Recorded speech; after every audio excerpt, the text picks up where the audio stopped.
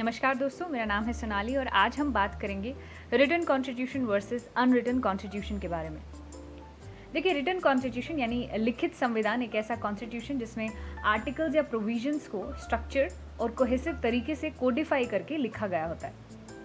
Written constitution generally एक outline provide करता है जिसमें गवर्नमेंट कैसे फंक्शन करेगी, जिसमें लॉज कैसे बनाए जाएंगे और किसके पास लॉ मेकिंग अथॉरिटी रहेगी, या लॉ मेकर्स को चूज़ करने का क्या तरीका रहेगा, या फिर डिवीजन ऑफ पावर की और कॉन्स्टिट्यूशन को चेंज करने की एक आउटलाइन प्रेजेंट होती है। एग्जाम्पल की बात करें तो इंडियन कॉन्स्टिट्यूशन जो एक बुक है जिसमें सब कुछ कोडिफाइड तरीके से दिया हुआ है और सब कुछ एक ही बुक में प्रेजेंट है एक कोहेसिव तरीके से।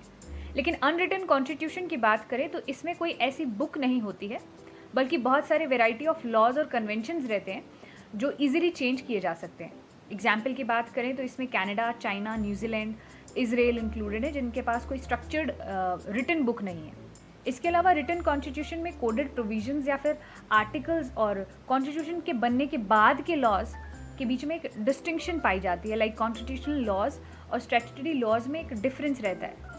लेकिन अनरिटन कॉन्स्टिट्यूशन में ऐसी कोई डिस्टिंक्शन नहीं होती है, क्योंकि पार्लियामेंट का हर एक लॉ कॉन्स्टिट्यूशन का पार्ट बन जाता है। इसके अलावा रिटन कॉन्स्टिट्यूशन के केस में जुडिशरी के हाथ में ज़्यादा पावर होती है as compare to the unwritten constitution, क्योंकि जुडिशरी के पास कोडिफाइड कॉन्स्टिट्यूशन को डिसाइफर करने की जो पावर होती है वो ज़्यादा होती है। और जुडिशरी किसी भी नए लॉ या इनैक्टमेंट या एग्जीक्यूटिव की किसी भी एक्शन को अनकॉन्स्टिट्यूशनल या वॉइड डिक्लेयर कर सकती है अगर उन्हें कोई भी चीज़ कॉन्स्टिट्यूशनल प्रोविजंस के अगेंस्ट लगे तो।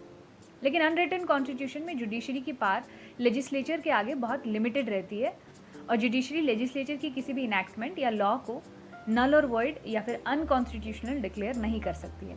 इसके अलावा रिटन कॉन्स्टिट्यूशन को एनैक्टेड कॉन्स्टिट्यूशन भी कहा जाता है, क्योंकि इस कॉन्स्टिट्यूशन को किसी पर्टिकुलर डे और किसी स्पेशल बॉडी द्वारा बनाया जाता है।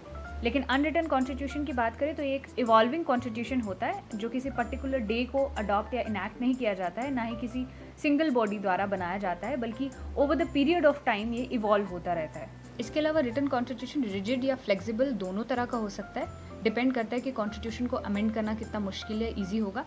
लेकिन अनरिटन कॉन्स्टिट्यूशन हमेशा ही फ्लेक्सिबल रहता है, क्योंकि अगर कोई लॉ अमेंड करना है या कॉन्स्टिट्यूशन में कोई चेंज करना है तो पार्लियामेंट एक नया लॉ लेकर आएगी, जिससे कि जो पुराना लॉ या प्रोविज़न होगा वो नलिफाई हो जाएगा और नया लॉ जो है वो कॉन्स्टिट्यूशन का पार्ट बन जाएगा।